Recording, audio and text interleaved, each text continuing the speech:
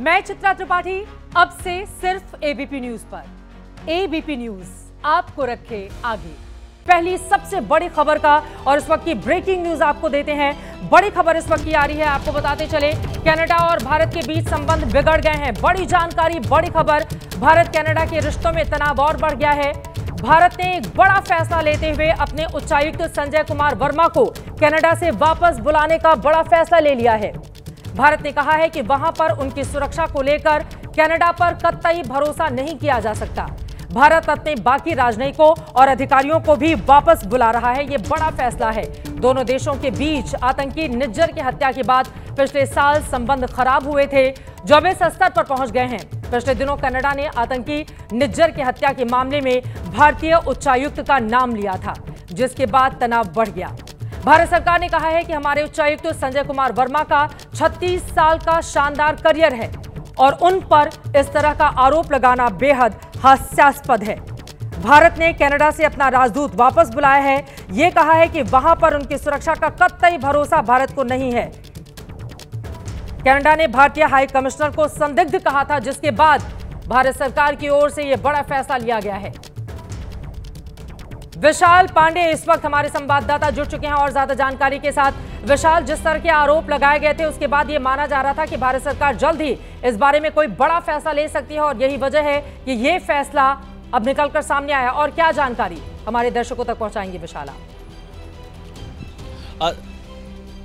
चित्रा, देखिए, भारत ने बहुत बड़ा कदम उठाया है और कनाडा को मुंहतोड़ जवाब इसे कहा जा सकता है जो भारत सरकार ने दिया है।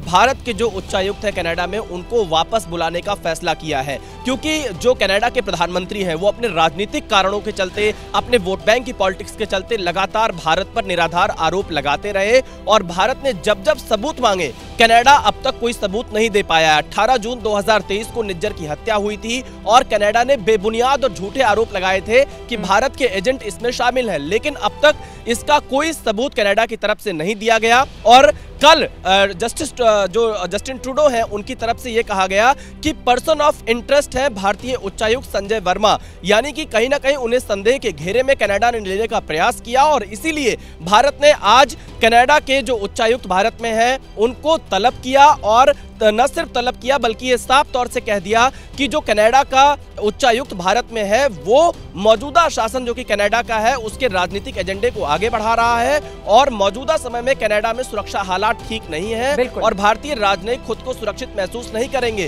क्योंकि कनाडा अलगाववादी और जो खालिस्तानी तत्व हैं, भारत विरोधी तत्व हैं, उनको जगह दे रहा है और इसी के चलते भारत ने अपने टॉप राजनयिकों को वापस बुलाने का फैसला किया। चित्रा, बहुत धन्यवाद विशाल इस पूरी जानकारी के लिए। आपका यकीनन मुंहतोड़ जवाब यहां पर कनाडा को दिया गया है। अब निज्जर हत्या विवाद क्या है, दर्शकों को उसके बारे में जल्दी से देते हैं जानकारी। पिछले साल 18 जून 2023 को आतंकी हरदीप सिंह निज्जर की कनाडा में हत्या हुई। कनाडा में रहकर निज्जर भारत विरोधी गतिविधियां चलाता रहा। इसके बाद सितंबर 2023 में कनाडा के पीएम ने निज्जर हत्याकांड पर वहां की संसद में बयान दिया। अपनी संसद में कनाडा के पीएम ने भारत पर निशाना साधा। वहां के प्रधानमंत्री के बयान के बाद भारत ने राजनयिक संबंध घटाया। आसियान समिट में 11 अक्टूबर को प्रधानमंत्री नरेंद्र मोदी से मिले थे ट्रूडो। प्रेस कॉन्फ्रेंस में ट्रूडो ने फिर निज्जर हत्याकांड का जिक्र भी किया। भारत ने कनाडा पर पलटवार किया और यह कहा कि कनाडा आतंकवादियों को पनाह दे रहा है। अब सवाल यह है कि इस खबर में जनहित क्या है, क्योंकि आपको लग सकता है कि यह तो कूटनीतिक द्वंद्व है, दो देशों की डिप्लोमैटिक वॉर है, देर सबेर सुलझ जाएगी, लेकिन ऐसा है नहीं। बात इससे कहीं ज्यादा बड़ी है। इसे समझने के लिए जरा कुछ तस्वीरों पर आप गौर कीजिए।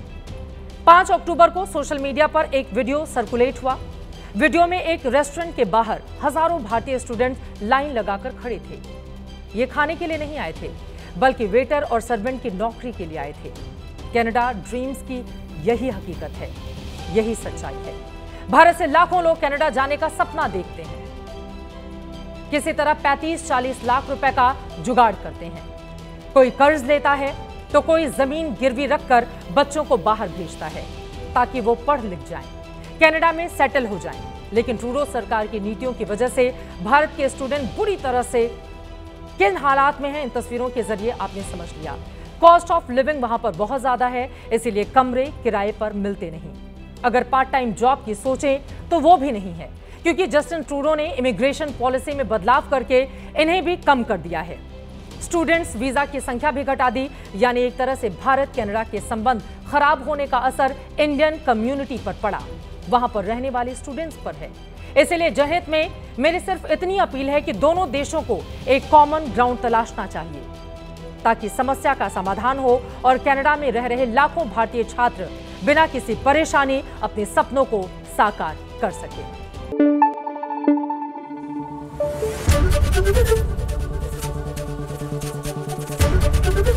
एबीपी न्यूज आपको रखे आगे।